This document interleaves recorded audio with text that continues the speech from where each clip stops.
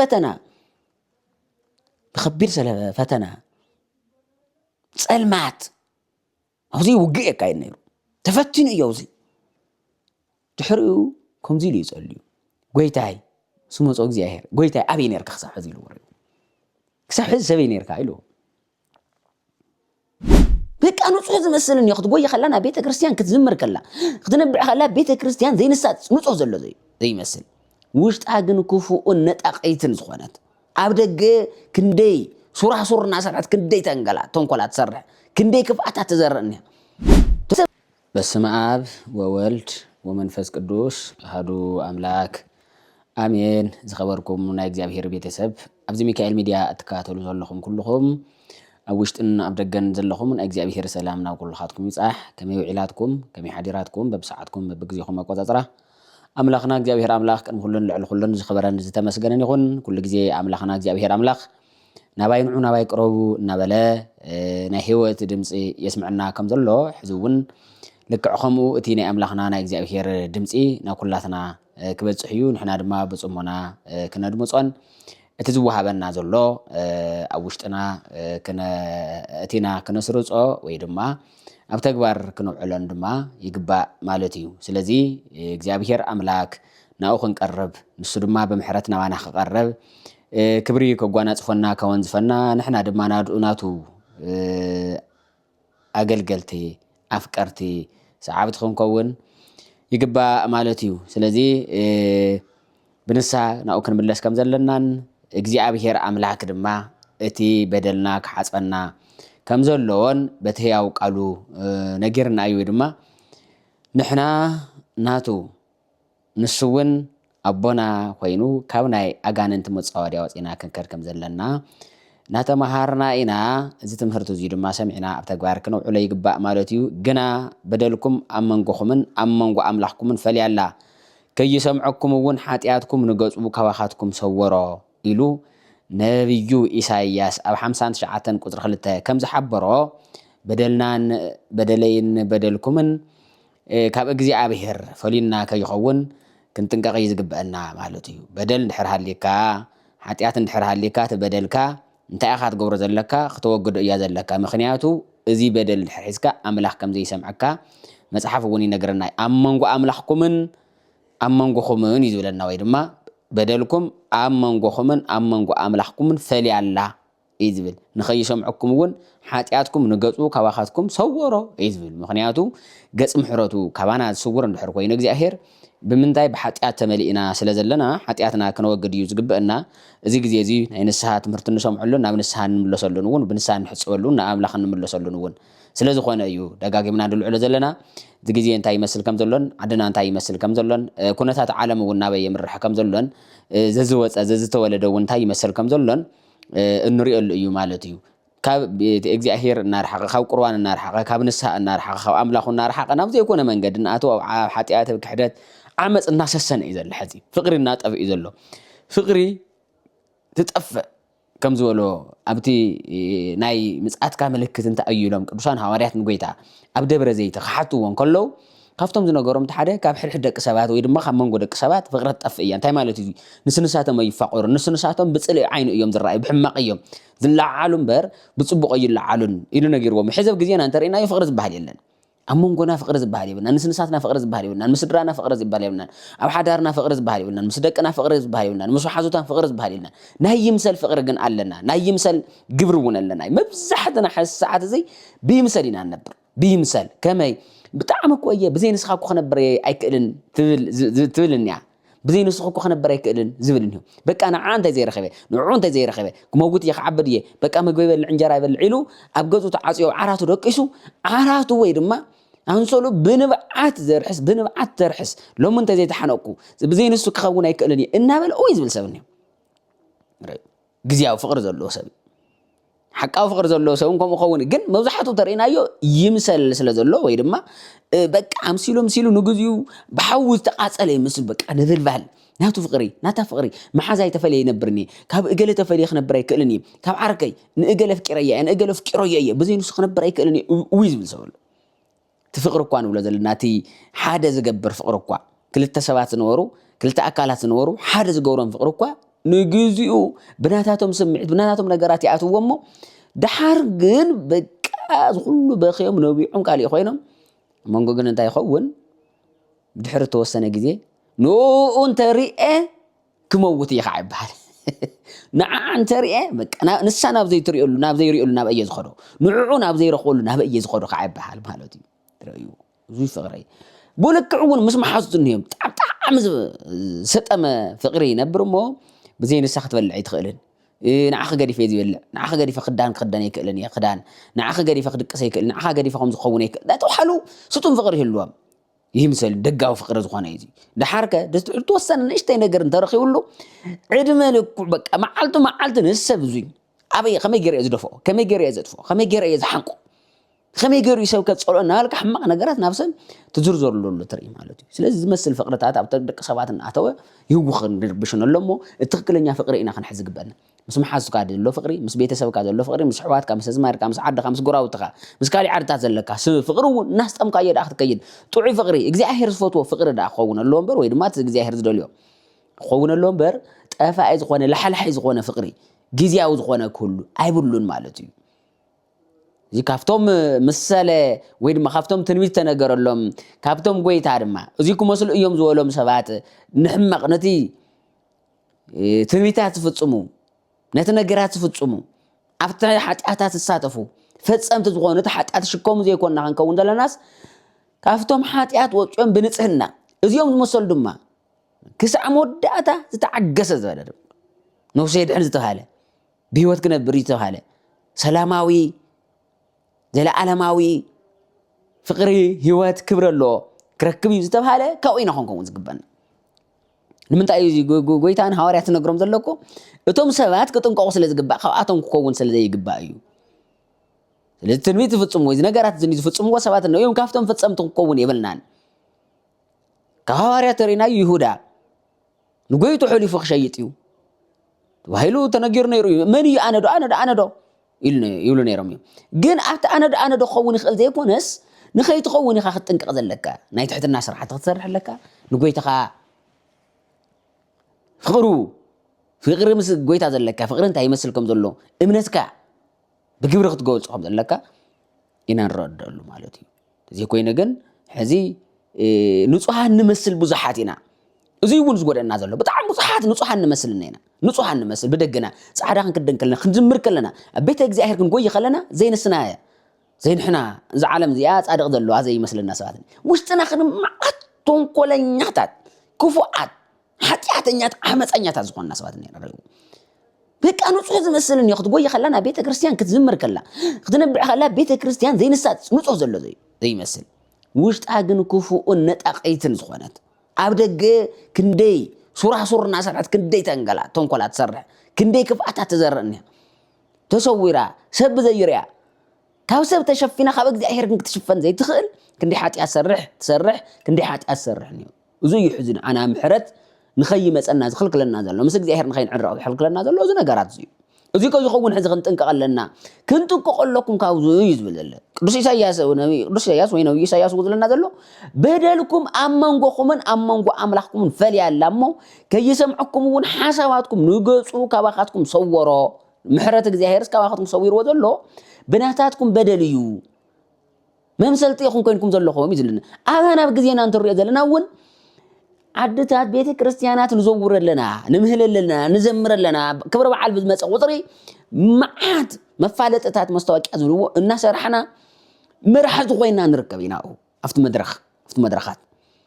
በቃ ኣብዚ ክውዕል ኣሎ ሰብና ከምዚ ከኣቱ የብሉን ናብ ዓለማዊ ነገራት ክኸይድ የብሉን ናብ ቤተ ክርስቲያን ክርከብ ኣሎ ኢልና ብዙሕ ዝግጅታት ብዙሕ ጻዕዳታት ዲኮራት ተሰሪዑ ኣብቲ ቤተ ክርስቲያን ክንደይ ነገር ንዕድም ኢና ግን ጥብ ትብል ፍረ ግን ዘይብልና ኢና ሪኡ ዘይብልና ነና ሓዚ ሓንቲ ጥብ ትብል ፍረ ዘይብል ንምንታይ ድሕር ተባሂሉ ኣብታ ትንገር ዘላ ኣብታ እግዚኣብሔር ዝደልያ ብደገን ኣይና ክንመስሎ ንደሊ ዘለና እምበር ብውሽጥና ክንመስለ ይንደልን ዘለና ሕዚ ድማ እግዚኣብሔር እዩ ስለ ዘይደልዮ ብውሽጥኻ ኢኻ ክትመስል ዘለካ ብደገኻ ብምፅዕዳውካ ብምሽፋንካ ኣይኮነን ትናይ ደገኻ እውን ኣስተኻኽሎ ብዝበለፀ ግን ኣቐዲምካ ከተስተኻኽሎ ኣቐዲምኪ ከተስተኻኽል እየ ዝግበአኪ እቲ ውሽጢ ዝኒሁ ክፍኣትን ሕማቕ ነገራት እዩ ብጣዕሚ ንጹሓት ዝመስላኮ ዘይኮነ ነገራት ድማ ትረኽበን ዘይኮነ ተዝርከብ ድማ እንሄ ሕዚ ይነኻኸአና ስለ ዘሎ የተሓናኹለና ስለ ዘሎ ነገራት እዚ ክነስተኻኸሉ ኣለና ቅድሚቲ ምትእኽኻብካ ቅድሚቲ ዝተፈላለዩ ነገራት ምስራሕኻ ቅድሚ ብዙሕ መፋለጥታት ተሰሪሕኻ ካልእ ምግባርካ መጀመርያ ግን ንባዕልኻ ተስተኻኸል መፅሓፍ ንሱ እዩ ዝብል ኣብ ኢሳያ ማቴዎስ ምዕራፍ 23 ዘሎ ጎይታ ክወቕሶም ከሎኮ ብጣዕሚ ዝገርም ነገር ንሪኢና ነዞም መምህራን ሕግን ፈሪሳውያንን ከመይ ኣቱም ግብዛት መምህራን ሕግን ፈሪሳውያንን መንግስተ ሰማያት ንሰብ ኣገፁ ተዓፅሉ ይብሎም ንርእስኹም ኣይተኣትውን ነቶም ከኣቱ ዝደልዩ ድማ ምእታዊ ትኽልክልዎም ኣለኹም እሞ ወይለኹም ይብሎም ሕዝረይዎ ከምዚ ንገብር ሕዚ ብዙሓት ኢና ሰንበት ተምሃሮ ኢና ንብል ዘመርቲ ኢና ንብል መምህራን ኢና ንብል ካህናት ኢና ንብል ንሕና ምእመናን ኢና ክንደይ ዓመት ተቐመጥኩ ቤተ ክርስቲያን ተመላለስኩ ኢና ንብል እኔና ግን ረዩ ስቂልና ኢና ንብል እምበር ኮይንና ይንርከብን ዘለና እግዚኣብሔር ዝደልዮ ድማ ኮይንካ ክትርከብ እምበር ኢና ኢልካ መሲልካ ክትነብር ኣይኮይደልን እግዚኣብሔር ከምቶም ነቶም ቤት ኣይሁድ እውን ንሕና ደቀ አብርሃም ኢና ንስኻ ከመይ ጌርካ ኢኻ ከምዚ ትብለና ንዓና እናበሉ ምስ ጎይታ ተኸራኺሮም እዮም መስቲ ኣምላከ ምህረት ዝኾነ ናይ ምሕረት ዝህብ ኣምላኽ ዘድሕን ኣምላኽ ንዕኡ ተኸራኺሮም እዮም ትዕቢተኛ ዝኾነ ትውልዲ ዓመፀኛ ዝኾነ ትውልዲ ንኣምላኽ እግዚኣብሔር ከራኸርቶም እንከትዎ ከድሕነካ መፅኦ ዝግበር ናበለን ሃሎ አይደለን ንስኻ መን ኮይንካ ኢኻ ንስኻ አብርሃም የወዳድር እቲ ድሕነት መንገዲ ርኢኹ ዝኣቱ የወዳድር የነፃፅር ምስ አብርሃም ምስ ይስሐቅ ምስ ሙሴ ምስ ካልእ ምስ ነቢያት የወዳድርዎ ንጎይታ ሕዚ እውን ንስኻ ንእገለ ክትዓፁ ክትከፍት ክትአቱ ክትወዳድር ዘይኮነ መጀመርታ ንስኻ ዳሓን መንግስተ ሰማያት ዝኣትኻ ኩን ነዚ እውን ከምኡ ዝብሎም ዘሎ ሕዚ መንግስተ ሰማይ ንሰብ ኣብ ገፁ ተዓፅሉ መንግስተ ሰማያት ተዓፁ ሰብ የለኒ ንርእስኹም ኣይተኣትውን ነቶም ከኣትዩ ዝደልዩ ድማ ምእታዊ ትኽልክልዎም ኣለኹም ወይለኹም ኣቶም ግብዛት መምህራን ሕግን ፈሪሳውያን ንኽትመስሉ ኣብዚሕኹም ብምፅላይ ኣባይቲ መበለታት ትብዝብዙ ኣለኹም እሞ ኣባይቲ መበለታት ንኽመስሉ እኮ እዮም ንኽተምስሉ ኣብዚሕኹም ትፅልዩ ሰብ እንትመፅእ ተሎ ሕዚ ኣብ ቤተ ክርስቲያን ምንም ዘይነበረና ሃለ ሰብ ክሪኦ ከሎ እኩ ሰብ እንትኸውን ተሎ ግን ሓንቲ ፍረ ጸሎት ዘይፅሊ ሰብ እዩ ዘይፅሊ ክንብል ከለና ክፅሊ ይኽእል እዩ ከውፅእ ይኽእል እዩ ግን ብውሽጦ ይፅልን ኣፉ ጥራሕ እዩ ከምኡ ዝብል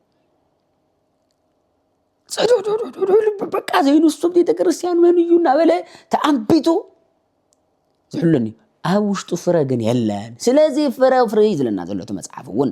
እቲ ክፍኣትካሲ ምስ እግዚኣብሔር ባይሱ እኳ ኣሎ እግዚኣብሔር ብገፅ ምሕረትካ ይርኤካ ይገብረካ ኣሎ እሞ እዚ ከልኪሉ እኳ ዝኒሆ እንዲ እምባ ዝኸውን ተገቲሩ ሸፊኑ እኳ ዝኒሆ ከዊሉ እኳ ዝኒሆ ከውሊ ሓጢኣት ካባኻ ወግዶ ይብለና ዘሎ ከውሊ ሓጢኣት ሒዙና ሕዚ ምስ እግዚኣብሔር ንኸይንራኸብ ከውሊ ሓጢኣት እዩ ዝሒዘና ዘሎ ሰላም ንኸይነምፅእ ምሕረት ንኸይመፀና ዓዲ ጥዑይ ዓዲ ኸይንገብሮ ናይ ሰላም ዓዲ ዝወለድናዮም ብጥዕና ብፀጋ ንኸይዓብዩ ንገብር ዘለና እዩ መርገም ነንለማመዶም ሓጢኣት ነንለማመዶም ካልእ ንኽተምስሎ ይኮነን ሕዚ እውን ባረዩ እዚ ተዘጌርኩም ግን ስለዚ ፅኑዕ ፍርዲ ክትቅበሉ ኢኹም ኢልኹም ብዙሕ ዝቕሶም እኮ ኣቶም ግብዛት መምህራን ሕግን ፈሪሳውያን ንሓደ ሰብ ናብ ሃይማኖትኩም ክትእቱ ባሕርን ምድርን ትዘሩ ናብ እውነትኩም ምስ ኣተወ ድማ ካባኻትኩም ብዕፅፊ ዝገደደ ወዲ ገሃነም ትገብርዎ ኢኹም እሞ ወይለኹም ብዝበለፀ ወዲ ገሃነም ትገብርዎ ንምንታይ እዮም ከምኡ ዝገብሩ ዘሎ ዓመፅ እኮ እዮም ዘልምድዎ ታሕታይ ላዕላ ኢሎም ናብቲ ናቶም ማሕበር እትዎ እሞ ዓመፅ የልምድዎ ክፍኣት የልምድዎ ንእግዚኣብሔር ከይርኢ ናብ እግዚኣብሔር ንኸይቐርብ ይገብርዎ ማለት እዩ እዚ ትገብሩ ዘለኹም ድማ ወይለኹም እዩ ዝብለና ስለዚ ወይለኹም ስብለ ዘለና ዘሎ ናብዚ ወይለኻ ዘብል ስራሕ ንኸይንኣቱ ኢና ተጠንቂቕና ክንሕዙ ዘለና ሕጊ እታ እምነትና እንታይ ትመስል ብተግባር ክግለጽ ዘለዎ ብተግባር ተዘይኮይኑ ግን ከምቲ ቤተ ኣይሁድ እዚስ ንዓና ከምዚ ዝእዘና ዘሎ መን እዩ ስጋይ እንደመይን ብልዑ ዝብለና ዘሎ ኸዚ መን እዩ እዚ ስጉ ክንበልዕ ከመይ ገይሩ ክኾን ንኽእል እናበሉ ስንሳቶም ተኻትዑ ዝበሉ ኣሎ ዮሐንስ ምዕራፍ 6:52 ቁጥሪ ስጋ ወዲ ሰብ እንተዘይበሊዕኹም دمو وانت زي تخصصاتي خمسي نايزة لعالم هيوت كم زي بلكم بحق بلكم على إلوهم كم دي مسولو سجاي زبل عدمي ستين نايزة لعالم هيوت على أنا وون بتاع حرويت معلتي كتوسعية سجاي ناي بحق مجبي دمي وون ناي بحق مستأيو ما إتي سجاي زبل عدمي وون ستي أبا ينبر أنا وون أو ينبر إتي زلا أخني أب هياوكم زخون أنا وون بأب هياوكم زخونكو ما أنت أو خم زخونكو كم وقع إتي سجاي زبل بأي هياو كوينو خنبر إيو إلو يزنا قرام رايو حزي إذا كلنا قلقلو إذا كلنا نسعر ذلنا كابزي زتوهاب معدي كابزي تسرع معدي كابتي هو تقونا معدي كل الناس إن أنت أيون بحرتو هاي وتحاتياتنا خويل الناس لذل إن أوزي أزين عتو ذلنا زي يوكسنا عند تولو مسك زي عبير كل الناس ذلو إمبا كوينو حاتياتنا يكون عند تولو هم دنول أنا ولدي أنا أمن ولدينا إذا كل حزق كوزلو أفرق يحتاج كبر بعلك خبر يوخم زي بقى زي نحن أنا لازم ما كوزلو تبي كريستيان كو يركبون كو سكون دمنا موسى ده يركبون كو يممثل تزبل الناس ولا حزين باير سلازي حاتيات كقرف حاتياتنا نقرف نوجد تبوز حق زي ملالس ندوم بطعم زحزن سي إتي قرو معال تملالس كو فرحات حيدو صبح عطو يخمس قو تبوز عامل تملالس هجن نسبيو نعاقتو نعاقرو نحاسقون دوم نوسد كبل اختر إيخا نوعالو قد يوسدها صادق مسيلو تصاوت بزحيو نوعالو قد يهلن بزحني يكو محلفة بزيناي سنبت مهارو خطر خلخا أب كالوت حد من أسي أود ديتات وبوتات كتر خلخا كو نيوبك أفتو قروهان كان يلون أفتو خالي يساتف كتر يمخا يساتف خالي يقورو يزمرو خالي نهاوق المقراب تسعنا وسبني لذي نهاوزي كالكيلو كازن هيو انت أيون لحرطة وحيلو كترنا زي دلخا أخا اختوبص أزل زي دلخا أخا أمبر وشتغا إنيو تخمره تقولت أصل زي دلخا أخا قلت صو مسكهن كخير كاتم أخر جزي أوهي ريتن جرن نبلن نجرن عناوي أنا خنتك أيه سلزي زغل كيلو كازن هي زب أسنا ذلو أنت خازن هي قولي حاتيو ويد ما تشوفين حيزو كازن هي زدق صو كازن لو أنت حاتر إسخات دنز جبرك كازن لو نهبنا يا جان أنت بوتاتات كتأتو كأترون ليتن دفع زبلك ذلو قدفو إذ بلنا ذلهم وزي تقريفنا أي إن حازي كنعرن كنستخخلن نخيل مالتي حتيات منكو زي أخيرا سمن تفلي ذل عفجي نقر كرشو هنس أفور زي أخير صولت أي نصقون يويفن نصولت أي نصقون يو جنا لبي بنسها زي تخفت سب ويلبا لبو بنسها زي كفت سب نوعلو يزعصو يبل تعيز قبرسه እግዚአብሔር ጸሎት አይቀበልና ይብለ ይሰምዕና ይብለኒ ግን ልብኻ በትዕቢት እንድሕር ዓጺኻዮ ወይ ድማ ብሓጢኣት ተመሊኡና ሃለዎ ስእልካ ንእግዚአብሔር ስምዕነ እንተበልካ በሪ ኸፈተለይ እንተበልካዮ ሲ በዓልኻ ኢኻ በሪ ዓጺኻ ዘለኻ እምበር እግዚአብሔር ኣይኮነን በሪ ዓጺልካ ዘሎ እግዚአብሔርማ በሩ ክፉት እዩ ብንስሓ ነዝመፅዎ ዝእቱ ጎይታ እዩ زنعق أملاخ ويدما زبارر زنصق أملاخ أيكونن نسخا جن لبخا خيكفتك نابك زي أبهر كيد كخفتن انت بلكايو كمي غير كانوا على خا زي تخفت يبلكا زلو مجمريا على خفت سلازي نابك زي أبهر نقرب نحر كوينا لبنا نخفتنا نقربن بحاتيات تمرئ زلو اوغيدنايو بنسحات حاسبنا حنكاين دا يغبانا نمبر سيلكا مخاريك وننا عالم منو حزي ازي كغبر الله بحلف دما بحلف دما نتي آمينو تطمقو زنيه سب قديمو تدالو خوينوس نتي زي آمنه نتي زي تطمق زلو منقدتاتو كوريو وي دما تناي صدقي غداناتات كوريو يزغبا حزي ግን حنا عينا زي نري زلنا حزي تخفيتلنا نحلو اتينا نحلنا فت غدنا نحلنا كفت غدنا نوصانا نملقنا عينا نطف زلو زي كويتا كزين ساعتن زبنا زلو ريو يصبيك ايو እግዚአብሔር إساياس 38 تزلسكي نرأيو بتعمي أملاخنا እግዚአብሔር نعين نعقومن كمي غيرو كدحننا دليس معالتن ساعتن كم زبنا معالتن ساعتن كم زبنا مالتي يسبيكا تايز بالእግዚአብሔር ግና ምእንቲ ክምሕረኩም ይዕገስ ኣሎ ይብርዩ من دغم حركم سايقبر له يعجز له كرهرهلكم ون كل عليو እግዚአብሔር ናይ ፍትሒ ኣምላኽ እዩ እሞ ንዕኡ ተኣማሚኖም ዝጽበይዎ ብፅዋዓን እዮም ይብል ንእግዚአብሔር ተኣማሚንና ንጽበዩ ኣለና ዶ ክርህርህሊ እዩ ኢልናሲ ናይ ርህራይ ስራሕቲ ንሰርሕ ኣለና ዶ እግዚአብሔር ግና ምእንቲ ክምሕረኩም ይዕገሰሉ ይዕገሰና ኮይ ዘሎ እግዚአብሔር ዝኹሉና ገበርና ንሃለና ዝኹሉና ቀየምና የንሃለና ክንደይ መዓልቲ ክንደይ በብመዓልቲ እንታይ ንብል ኣለና ናትና ሓጢኣት ካብ ንርኢ ናይ ነገል ሓጢኣት ኣይንርኢ እንዲና ናትና ዓመፅ ክፍኣት ናትና ሓጢኣት ካብ ንቆፅር ኣብ ልዕሊ ሕዋትና እናፈረድና ይንውዕል እንዲና እግዚአብሔር ንእገለ ንምንታይ እዩ ዘይቀሰፎ ንምንታይ እዩ ዘይጥፍኦ እዚ ኩሉ ግፍዕታት እናገበረ እናሃለወ እዚ ኩሉ ሓጢኣት እናገበረ ንስኻ ኸ ንባዕልኻ ክትርኢ ዝደልየካ እግዚአብሔር እምበር ንባዕልኻ እንተሪኢኻ እግዚአብሔር ዘቑቆ እዩ ዘውፀካ ካብቲ ማዕበል ሞት ተዘይኮይኑ ብትዕመፅካ ቁፅሪ ግን እግዚአብሔር ይድፍክኽካ እዩ እቶም ዓመፀኛታት ኣብ ልዕሊኻ መፂኦም ዝለዓል ዘሎ እግዚአብሔር ዘይፈልጡ ስም እግዚአብሔር ዘይፅውዑ ኣብ ልዕሊኻ መፂኦም ሸሸ ዝብሉካ እኮ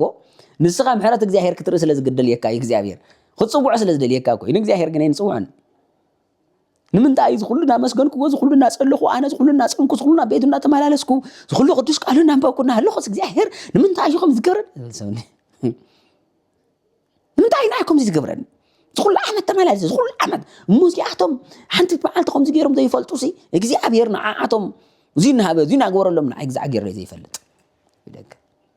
ከምኡ ኣይኮነን እግዚአብሔር ምሳኻ እዩ ይዕገሰካ ኣለና ኸውን እምበር ውሽጦኻ ውሽጦም ልብን ኩላሊትን መርሚሩ ዝፈልጥ በዓሉ እግዚአብሔር እዩ ስለዚ እንታይ ክትገብር ኣለካ እንታይ ክንገብር ኣለና ንባዕልኻ ርኢኻ ፈቲሽካ ሓጢኣትካ ኣወጊድካ ናብ እግዚአብሔር ምምላስ ተኣማሚንካ ምጽባይ ኩሉ ከም ዝገብር ኩሉ ከም ዝኽእል ህዝቢ ዓዲ እንትድብድል ተሎ እግዚአብሔር ንእግዚአብሔር ዘይፈልጡ ሰባት ተልዒሉ ከም ዝቀጥቀጠ ኣይረኣና እንዲና ንምለስ ኣለና ሓዚ እስራኤላውያን ፈርዖን ተልዓሎም ንምንታይ እዩ ናቡከደነፆር ናብ ባቢሎን ተማረኹ ክቲኣቶም ከ ንምንታይ እዩ ንብል ዶ ኣብ ማእኸል በረኻ ዝኩሉ እናመገቦም እግዚአብሔር ንእግዚአብሔር ዝሓመይዎ ኣይረኣናዮም እንዲና ፅጋበኛ ዝኾነ ሰብ ህዝቢ ነይሩ እዩ ፅጋበኛ ዝኾነ ዝኩሉ እናተገብረሉ ዝኩሉ እናበልዕ እናስተዩ እናሃሎ እናመገቦ እግዚአብሔር መግቦነቱ ዝረስዐ ንእግዚአብሔር ዝሓመይ ይክልኑ እግዚአብሔር ሰሪኣ ማእዲ በገዳም ዶ ይብሉ ኣሎ እግዚአብሔር ከምዚ ክገብር ንኽእል እዩ በብመዓልቱ ንእግዚአብሔር ዝሓሚ ሰብ እኒሐ በብመዓልቱ ማለት ክንዲ ሓጢኣቱ ቀንጢጡ ክንዲ ሓጢኣቱ ወጊዱ ዝቐርብ በብመዓልቱ ንእግዚአብሔር ዝወቅስ ንእግዚአብሔር ዝሓሚ ሰብ እኒሆ እግዚአብሔር እንተዝህሉ ዶ እዙይ ከምዚ ኮይኑ ነይሩ ዝብል ሰብ እውን ዓሻ ዝኾነ ሰብ እግዚአብሔር እንተዘይህሉ ዳ ንስኻ ከመይ ጌርካ ደው ኢልካ እግዚአብሔር ኣሎ ንስኻ ኣሎ ያለኻ እውን እግዚአብሔር ኣሎ እንቅድሚ ዓለም ወእስከል ዓለም ሃሎ እግዚአብሔር ተመንከትዎ እግዚአብሔር መንግስቱ እግዚአብሔር ብመለኮት ኣሎ ዘለዓለም ዓለም ሃሎ ደየለን ትብሎ ኣሎ ይኮነን እግዚአብሔር ንስኻ ኢኻ ኣለኹ ደየለኹን ክትብል ዝግበአካ ናይ ህይወት ስራሕ እንድሕር ትሰርሕ ኣለኻ ኢኻ ናይ ህይወት ስራሕ ትሰርሕ እንድሕር ኣለኻ ግን የለኻ ሞይትካ ኣለኻ ማለት ዋላ እናሃለኻስ ብደውካ እናሃለኻ እውን ዝሞትካ ብደዎም እናሃለው ዝሞቱ ንምውታን ይቕበርዎም ተባሃሉ ተመንከትዎ ንምውታንስ ምውት ይቐብሮ ንምውት ዶ ምውት ክቐብሮ ይኽእል ግን ነቶም መይቶም ዘለው ነቶም ነብሶም ስግኦምን ፈልዮም ዘለውሲ ንዓቶም ዝቐብሩ ምውታት ድማ እኒአው ተባሂሎም ከመይ ገይሮም ምውት ዶ ንምውት ይቐብሮ እዩ ኢልካ ክትሓትት ትኽእል ኢኻ ወይ ኢልካ ክትሓትት ትኽእል ኢኺ እወ ብኸመይ ህይወት ብህይወተ ስጋ እናሃለው ግን ብነብሶም ዝሞቱ እግዚአብሔር ኣምላኾም ዝበሎም ዘይሰምዑ ናብ እግዚአብሔር ኣምላኾም ዘይቐርቡ ናይ ዲያብሎስ ስራሕ ዝሰርሑ ብግብሮም ንዲያብሎስ ዝመስሉ ዓመፀኛታት እኒው እዚኦም ብደዎም ዝሞቱ ዝበሃሉ እዮም ሕዚ እዚኣቶም ንምውታን ይቕበርዎ በሃል ዘሎ ማለት እዩ ስለዚ ረአዩ ሕዚ እግዚአብሔር ይዕገሰና እዩ እንተኣማመንዎ ነብዩ ዳንኤል እንተሪኢኹም ሕዚ ናብ እግዚአብሔር ይፅሊ ነይሩ እዩ ጽሊ ነይሩ ግን እግዚአብሔር ተኣማሚኑ ስለ ዝነበረ ጸሎት እቲ ንዳንኤል ካብ ቀዳሚ መዓልቲ ጸሎት ተሰሚዑ ነይሩ ነገር ግና መልሱ ዝረኸቦ ረኣይዎ ድሕሪ 21 መዓልቲ መጸ ዝበለሉ ኣብ ዳንኤል ምዕራፍ 10 ዳንኤል ምዕራፍ 10 እንተርእናዮ ካብ 12 ቁፅሪ ክሳብ 13 ክንንብብ ከለና መሊሱ ከምዚ በለኒ ዳንኤል ኣይትፍራሕ ካብታ ምስትውዓል ክትረክብ ኢልካ ርእስኻ ኣብ ቅድሚ እግዚአብሔር ዝሕትት ከላ ቀዳመይቲ መዓልቲ ጀሚሩ ጸሎትካ ኣብ ቅድሚ እግዚአብሔር ተሰሚዑ እዩ ኣነ እውን ምእንቲ ቃልካ መጽየ እኒኹ እቲ ሓለቓ መንግስቲ ፋርስ ግና 21 መዓልቲ ተቃወመኒ እንሆ ከዓ ሓደ ካብቶም ዋናታት ሕሉቕ ሚካኤል ክሕግዘኒ መጸ ዝበለሉ ስለዚ እግዚአብሔር ተኣማሚንካ ወይ ንእግዚአብሔር ኣሚንካ ክትጸንሕ ከለኻ ከመይ ዝመሰለ ክብሪ ከም ትረክብ ካሊእ ፈተና ከምዚ ተፈላለየ ፈተናታት ይመጽኡ የጋጥመካ ተፈላለየ ፈተናታት ብዝተፈላለየ ነገራት ከምቲ ንሪኦ ዘለና እግዚአብሔር ስቆይሉ ክፍትነካ ይኽእል እዚ ፈተና እዚ ንምንጻህ ክኸውን ይኽእል እዩ ንምንጻህ ክልዩ ብሰራሕ ኃጢአትካ ዝመጽእ እኒሆ ዝኾነልካ ነገር ከምቲ ሕዚ ንሪኦ ዘለና በቲ ግዛዕ መጸካ በቲ ሓደ መጸካ ካሊእ መጸካ በቃ ስኩን የብለካ የሰኩነካ እዩ ከምዚ ዓይነት ብብዙሕ ኢኻ ትሪኦ እዚ ፈተና ሓደ ብሰራሕ ኃጢአትካ መጽኡ ይኸውን ኃጢአትካ ክትወግድ ኣለካ ናተልዓለ ጸላእ ዝመጸካ ዘዘራእኻዮ ጠፍአካ ግዛዕ ዝበልዕልካ ኣንበጣ ዝመጸካ ኣሊእ ካሊእ ዝመጸካ ዘሎ ስኩን ዘብለካ ዘሎ ብሰራሕ ኃጢአትካ መጽኡ ይኸውን ኃጢአትካ ክትወግድ ኣለካ ከም ሰብኣ ነነዊ ኢልና ኢና ብኻሊእ ክመጸካ ከሎ ተፈላለየ ፈተናታት ክመጸካ ከሎ ድማ እንታ ክትከውን ትኽእል ኢኻ እቲ ፈተና እዙይ ንምንጻህ ንዓኻ ዝበለጸ ክብሪ ንምውሳኽ ክኸውን እውን ይኽእል እዩ ከምቲ ምሳሌ ምዕራፍ 17:3 ዘሎ ወርቂ ብሓዊ ፍተን ጻድቃን ድማ ብእቶን መከራ ዝበለሉ ድሕሪ ቁሩብ ግዜ መከራ እንተጸገብኩም ይብለሉ ኣብ ቀዳማይ ጴጥሮስ ምዕራፍ 5 ዘሎ ቁጥሪ 10 ተሪኹም ወድም ኣብና ከም ዘፈጽመካ ክብሪ ከም ዝህበካ ድሕሪ ፈተና ዓወት ከም ዘለካ ድማ እትሪእሉ እዩ ማለት እዩ ቅዱስ ይስሐቅ ሶርያዊ እውን እንታይ ይብል እግዚአብሔር ንዘፍቅሮም ካብ መከራ ኣይርሕቆምን ብመከራ ናብ ምስጢሩ የቕርቦም ይብራዩ እግዚአብሔር ንዘፍቅሮም ብመከራ ርሕቁካ ሰዊርካ ዘይኮነስ በቲ መከራ ግን አይብል መከራ ኸኢሎም መስከዱ ናብ ምስጢሩ ይቕርቦም ናብ አብርሃምን ናብ ይስሐቅን ኪዱ አብርሃምን ይስሐቅን መከራ ርዩ ወዲ ሓረት ተባሂሉ እዩ ኸይዱ ግን ናበይ ከም ዘቕርቦ ናብ ምስጢሩ ይቕርብዎ እንታይ ናብ ምርኣይ ምስጢረ ስጋዌ ምስጢረ ስላሴ ምስጢረ ስጋዌ ድማ እግዚአብሔር አብ ንወዱ ውረር ተወለድ ሙት ተሰቀሊሉ ከም ዝለኣኾ ንወዱ ንኽተል ንኽመወት ከም ዝለኣኾ እዩ አብርሃም ድማ ንወዱ ሒዙ ወረዩ እዚ ምስጢር ይርዩ ንወዱ ካብ ዝቆትሎ ድሕሪ 3 መዓልቲ ወዱ ካብ ዝመውት ድሕሪ 3 መዓልቲ እዩ ተስዩ እግዚአብሔር ወልድ እግዚአብሔር አብ አቦ እዩ እግዚአብሔር ወልድ ኣብ 30 መዓልቲ እዩ ስለዚ ወዱ ክንደይ መዓልቲ ኣብ 30 መዓልቲ አብርሃም ይስሐቅ ብሕልኑ ካብ ዝቆትሎ ናፍጥን ባክሳብ ዝበጽሕ መንገድዎ 3 መዓልቲ ድሕሪ 3 መዓልቲ ድማ ይስሐቅ ኣይተሓረደን መንዳ ትበግዕ እዚ ምስጢር ይርዩ ኣሎ ኣብ ክንዲ ይስሐቅ በግዕ ተሓሪዱ እዩ ኣብዚ ድማ ምስጢረ ስጋዌ እውን ንሪእሉ እዩ ይስሐቅ በግዕ ይስሐቅ ናይ መለኮት በግዕ ናይ ስጋ ምልክት መለኮት ዋል ሓደ መከራ ኣይረኸወን ብስጋ ግን ሞይቱ እዩ መለኮት ምስ ስጋ ተዋሂዱ ማለት እዩ ስለዚ ምስጢረ ስጋዌ እውን ንሪእሉ ብዙሕ ምስጢረ ትንሳኤ እውን ንሪእዩ ምስጢረ ትንሳኤ ሙታን እውን ንሪእዩ ሞይቱ ተዋሂሉ ተስአ موت يلوح قتل ويا وحلون إلكم ولا خراج حلفلو يسحق أبراهام جن قتل ويا نعم أنت يقرأ الحزي كم تقدوش يسحق صوري عاوز ولا زلوا إجزاهير بمكرة جيروسي نتهم زفكرام نبى يقرأ ميبل الله نعم مستيرو يزوج أجوع ميبل حزي أبراهام نعم مستيرو يزوج أجوع بمكرة جيرو تمكرة خيلوا تعكسوا مس حلفة نعم تمستير يركعوا نبى يناي مستير سجاوي ملكوت ولا حد نجر كم زينه خو جن يسوع كريستوس عمس قال وتيو بسجع مويتو موت بسجع وحاول بمنفس كم زين كم زتسعر نموت كم سعره نعنا هيوت كم ذهبنا نردل عبي مستيريو مويت كاد حر موت وانت نسعي خم زلوا دم تردلوا يسحق أي موتان በኪዕ ሞይቱ እዩ ይስሐቅ ረእይዎ ከመይ ዓይነት ክብሪ ተኣዛዝነቱ አብርሃም እውን ፍቅሩ ምስ እግዚአብሔር ዘሎ ጽኑዕ ዝኾነ ስጡም ዝኾነ ስለዚ ናብ ምስጢሩ ኢኻ ትቀርብ ፈተና እቲ ፈተና ኽኢልካዮ ብዝሓለፍካዮ ቁፅሪ እቲ ምስጢር እናተገለጸልካ ናብ ምስጢሩ እናቀረብካ ኢኻ ትኸይድ ናብ ምስጢሩ ዝቕርበኩም ይብለና ኣሎ ሕዚ ፈተና ክመፀኩም እንከሎ ፈተና ክመፀና እንተሎ እቲ ፍቅሪ ወይ ድማ ናብቲ ምስጢር ንቀርብ ከም ዘለና ናብ እግዚአብሔር ነፅጋዕ ከም ዘለና እናተሓጎስን አይና ክንቅበሎ ዘለና እዚ ስለ ዝፈልጡ እዮም እቶም ቅዱሳን ሐዋርያት ይኹኑ ነቢያት ይኹኑ ሰማዕታት ይኹኑ ጻድቃን ይኹኑ ካልኦት ቅዱሳን ኣብዚ ምድሪ ብዙሕ መከራ ክመጾም እንተሎ ብትዕግስቲ ዝሓልፍዎ ዝነበሩን ደስ እናበሎም እውን ይቅበልዎም ዝነበሩ እምበር ኣብኣቶም መከራ ዘይበፅሖም ኮይኑ ይኮነ ናይ ቅዱስ ኢዮብ ታሪክ እውን ክረአ ንኽእል ኢና ሃብቱ ደቁ ጥዕንኡ ኩሉ እዩ ሲኑ ንእግዚአብሔር ግን ኣይከሰሶን ኣብ መወዳእታ እግዚአብሔር ዕፅፊ በረኸት ሃቦ እዩ ዝብል ኢዮብ 42 እንተሎ ተሪኢኹሞ ቅዱስ እንጦንስ ዓብይ ረእዩ እንጦንዮስ ክንርኢ ከለና እንጦንስ ዓብይ ክንርኢ ከለና ኣብ በረኻ ብከቢድ ፈተና ብከቢድ ፈተና ጸልማት ኣብዚ ውግእ የካይድ ነይሩ ተፈቲኑ እዩ ኣብዚ ድሕሪኡ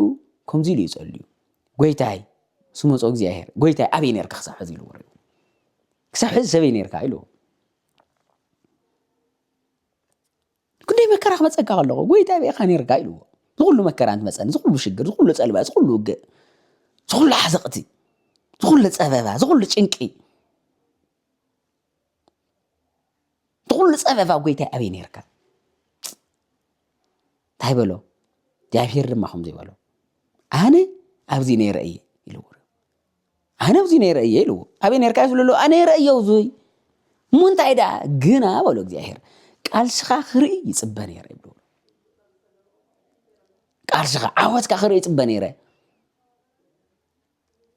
ዓዊትካ ክትወፅእ ከለካ እኮ ጎያይ ጎዩ ክወፅእ ከሎ ቤተሰቡ መሳዓረ ብጣዕሚ እዮም ዝሕጎሱ ብጣዕሚ በቃ እናተሓቂፎም የምስዕምዎ እግዚአብሔር እውን ቃልስኻ ርኢ እዩ ዝብሎ ነይሩ ነይረ እየ ምሳኻ እዩ ዝብሎ ዘሎ እግዚአብሔር ሕዚ ምሳ የለን ክትብል የብልካን ምሳኻ የለ እንደ እግዚአብሔር ምሳና የለ እንደ እግዚአብሔር አሎ ሙሉ በኩል ይሄ እግዚአብሔር ኣብዚ ሓለኻሉ እግዚአብሔር ክትፈተን ከለኻ ትወድቅ ከለኻ ትስቕ ከለኻ ኩሉ እግዚአብሔር ይርየካ ግን ገይ ዓወትካ ክርኢ ይፅበየካ እግዚአብሔር ይሕግዘካ እዩ እግዚአብሔር ኣበይ ነርካ እንተ ወለ ዝቅዱስ እኳ ነይረ እየ ግን ቃልስኻ ርእይዎ ክርኢ ይፅበ ነይረ ዓወትካ እዩ ርእዩ ቃልሱ ርእዩ ያሸኒፉ እዩ ተሸለመ ድማ ርእይዎ ኣብ ቅዱሳን ሐዋርያት እውን ቅዱስ ጳውሎስ ኣብ ካልኣይ ቆሮንቶስ ምዕራፍ 12 ርእዩ ሕዚ ካልኣይ ቆሮንቶስ ምዕራፍ 12 ዘሎ እንቶም ቅዱሳን እኳ እንታይ ዓይነት ፈተና ይርኾም ከም ዝነበረ ንሕድሕዶም ካልኣይ ቆሮንቶስ ምዕራፍ 12 ብምኽንያት እቲ ብዙሕ ዝተገለጸለይ እምብዛ ምእንቲ ከይዕበህ ከዓ ስጋይ ዝወግእ ናይ ሰይጣን ልኡኽ ተውሃበኒ እዚ ካባይ ንኸርሕቐለይ ንጎይታ 3000 ለመንኩዎ ይብል እዩ ንጎይታ እንታይ ንኻባይ ንኸርሕቐለይ ንሱ ግና ሓይለይ ኣብ ድኻም እዩ ፍጹም ዝኸውን እሞ ጸጋይ ይኣኽለካ በለኒ ስለዚ ሓይሊ ክርስቶስ ኣብ ልዕለይ ምእንቲ ክሓድር ብብዙሕ ተሓጓስ ብድኻመይ ክምካሕ እየ ብምንታይ ብብዙሕ ተሓጓስ ብምንታይ ብድኻመይ እንታይ ክገብር እየ ክምካሕ እየ ስለዚ እቲ ናይ ሰይጣን ዘወግኦ ዝነበረ ከም ዕሾኽ ኮይኑ ስጉኡ ዘሳቅዮ ዝነበረ ንጎይታ ለመንክዎ ንኸጥፍአለይ እዩ ዝብል ቅዱስ ጳውሎስ እውን ንጎይታ 3000 ለመንክዎ ንሱ ግና ሓይለይ ኣብ ድኻም እዩ ፍጹም ዝኸውን እሞ ጸጋይ ይኣኽለካ በለኒ ተረዲኡ ሕዚ እንታይ በለ ኣብ ልዕለይ ሓይሊ ክርስቶስ ኣብ ልዕለይ ምእንታ ክሓድር ብብዙሕ ተሓጓስ ብድኻመይ ክምካሕ እየ እንት ደክም ሽዑየ ዝብርትዕ እሞ ምእንቲ ክርስቶስ ኢለ ብድኻም ብፀርፊ ብሓሳር ብስደት ብመከራ ይሕጎስ ኣለኹ እዚ ሕዚ ሰበናሲ ነገራት እንትመፀና እንተሎ ነንፀርፅር ስለ ዘለና እቲ ፀጋ ካበና እዩ ዝግፈፍ መከራ እንትመፀካ እንተሎ ዝተፈላለዩ ነገራት እንትመፀካ እንተሎ ብተሓጓስ ክትቅበሉ ኣለካ ምክንያቱ ፀጋኻ ይበዝ ዝበርትዕ ሓይሊ ክርስቶስ ኢኻ ትረክብ ስለዚ እዚ እውን ቅዱስ ጳውሎስ እውን ዝገልጾ ዘሎ بدخان بصرفي بحصار بسدد مكرا بقول انت يخون اللخو يحقوس اللخو زولا زلو انتي سلا زغبر زركب زلو ايو نابتي ناب እግዚአብሔር ናብ ምስጢሩ ይቀርብ ስለ ዘሎ ይጽጋዕ ስለ ዘሎ እዩ ከም ታንቶ ዝልኩም ናብ ምስጢሩ በመከራ ናብ ምስጢሩ ይቅርብ ይልዋ እዩ እዚ ዘርየና እንታይ እግዚአብሔር ሓደ ግዜ ዝሓትትናዮ እውን ኣይመናን እዩ ንምንታይ ንኸይትዕበ ታይዳ ይበል ዝበለጸ ጸጋ ግን ይበካ ዝበለጸ ጸጋ ስለዚ ሻዕሎም ይነዮ ኮይኑ ቅዱስ ጳውሎስ እውን ንኸርሕ ቀለይ መከራዚ ዝበለጸ ጸጋ ስለዚ ጸሎትካ መልስ ክረክብ ጸሎት ጸልዩ ሰብ እግዚአብሔር ይሰምዐንን ዝብል ሰብ እውን ኣሎ እዚ ይበለን ንምንታይ መልስ ይረከብካ ዶን ክትከውን ትኽእል ኢኻ ግን ኣይተሰምዕን ማለት ኣይኮነን ግዜ ኣይኸለን ማለት ግዜ ዝኣኸለ ክኸውን ይኽእል እዩ ንምንጻሕ ክኸውን ይኽእል እዩ ዝበለጸ ክብሪ ንምርካብ ክኸውን ይኽእል እዩ ወይ ድማ ካብቲ ንሕና ዝሓተትናዮ ዝበለጸ ነገር እግዚአብሔር ኣዳሊልካ ወይ ኣዳሊልና ኣሎ ወይ ኣዳሊልካ ኣሎ ማለት እዩ ከምቲ ቅዱስ ዳዊት ወሎ ብጎይታ ተስፋ ግበር ተባዕ ድማ ልብኻ ኣጽንዕ ይጽናዕ ወ ብጎይታ ተስፋ ግበር ዝወለሎ መዝሙር 27 እንረኽቦ ማለት እዩ እዚ ኣጠንኪርናዮ ክንከይድን ክንዳሃለን ይግባእ በንስሓ ድማ ክንቀርብ ኣለና ኣብ ንስሓ ዘሎ ሰብ ንስሓ ተሓፂቡ ነፂሄ እዩ ወይ ድማ ምስጢራት እናተሰተፈ ቅዱስ ብኡን ኩርዶም እናወሰደ ግን ነፂሁ እናሃለወ እግዚአብሔር ነፂህዎ እናሃለወ ዝኾነ ነገራት ዘይረኸበ እንድሕር ሃልዩ ግን ይብለኩም ኣለኹ እንታይ እዩ ኣነ እዚ ዳኣ ኮይኑ እናሃለኹ ኣቦታተይ ተነስሓ እሞ ናብ እግዚአብሔር ቅረብ ኩሉ ግዜ ዝደለኻዮ ክወሃበካ ኢሎም እዮም ግን ይረኸብክዎን ንምንታይ ዳኣ ዘይወሃበኒ ዝብል ሰብ እውን ኩሉ ይኽእል እዩ ተነስየስ በቃ እዚ እንድሕር ክኸውን ኮይኑ ነነስየ እዚ ክረኽቦ እየ ኢሉ ይንስሓ እሞ እቲ ዝደለዮ ዘይክረክብ ይኸውን እቲ ዝደለኻዮ ዘይረኸብካሉ ምክንያት ነጊረኩም እዚ ትረኽበሉ ምክንያት ሓደ ግዜኡ ኣይኸለን ወይ ግዜኡ ኣይኸለን ማለት እዩ ወይ ንምንጻሕ ክኸውን ይኽእል እዩ ትፍተን ትኽእል ኢኻ ካብቲ ዝነበረካ ዝበለፅ ዝገደደ ዝሓየለ ፈተና ረኺብካ ምክንያቱ እንታይ እዩ ፈተና ናበርትዕካ ክኸይድ እንከሎ ከቢድ ፈተና ካብ ካልኦት ዝበለፀ እናተፈተንካ ትኸይድ እንድሕር ሃሊኻ ንስኻ እናበቕዓኻ ትኸይድ ከም ዘለኻ ክትረጋግፀለካ በቃ ካብቲ ነበርካዮ መጀመርያ ዝበለፀ ዝበለፀ መከራ ዝኸደካ እንድሕር ኮይኑ ንስኻ ትበርትዕ ኣለኻ ማለት እዩ መንፈሳዊነትካ ዝበለፀ ናበርትዕ ምክንያቱ እግዚአብሔር ዘይትኽእሎ ይበካ እናኸርካ ትኸይድ ኣለኻ ማለት እዩ ዝበለፀ ትሰግር ኣለኻ ዝበለፀ ድማ ፈተና ይበርትዐካ ኣሎ ስለዚ እንታይ ትኸውን ናፍቲ ምስጢሩ ትቐርብ ኣለኻ ጸጋኻ ይዓበሎ ይበዝሕ ኣሎ ማለት እዩ ሓይሊ ክርስቶስ ዝበለፀ ትረክብ ኣለኻ ማለት እዩ ስለዚ ብመከራ ዝመፀኩም ነገራት ዝመፀና ነገራት ፈተና ኣንጸር ፂርካ ንድሕሪት ከይትምለስ እንታይ ደኣ ተመስገን ኢልካ ኢኻ ስዕሮ ዘለካ ማለት እዩ ተመስገን ኢልካ እንተስዒርካዮ ከምቲ ንቅዱስ ኢዮብ ዝበለፀ ዝተውሃቦ ዕፅፊ ዝረኸበ ዕፅፊ ዓፃፀፍ ክበና እዩ እግዚአብሔር በር ኣበይ ነርካ ከምዚ ነበርካ እግዚአብሔር ኣበይ ነርካ ንምንታይ ዘይሓገዝካ ዘይረዳእኻኒ ኣይኮንካን እርድእኒ እግዚአብሔር ናባልካ ግን ክትቃለሰለካ ሓገዘኒ ስለዚ ብውሽጢ ዝሕግዘካ እግዚአብሔር ከምቲ ሰብ መፂኡ ዘርየልካ ዘገላገለካ ከምኡ ብውሽጢ ሓይሊ እዩ ዝዕድለካ ግን ኣነ ክወፀየ ኢልካ ብትዕቢት ክትኣቱን ካልእ ክትገብርን ኣይግባእን እሞ ሓይልና ክንከይድን ዓድና ሰላም ንኸውን መዓልትና ሰላም ንክንገብር ዝተፈላለየ ነገራት ንክስተኻኸለልና ምስ እግዚአብሔር ኢና ንሰጉር ኩሉ ነገር እሞ ካብ እግዚአብሔር ክንርሕቕን ክንሃደምን ኣይግባእናን ኣምላኽና እግዚአብሔር ኣምላኽ እዩ ዝገብር ሓይሊ ንኩላትና ይዓድለና ጥበቡ ምስጢሩ እውን ንኩላትና ይገለፀልና ዓድና ሰላም ይግብረልና ንምሃር ንስማዕ ኣብ ተግባር ነውዕሎ ብትዕቢት ከይንኸይድ ዝተፈላለዩ ነገራት ከይንገብር ደጋጊመ ዝመልእኽቲ ዝሕልፈልኩም ዘለኹ ብዙሓት ኣሕዋተይን ሓተይን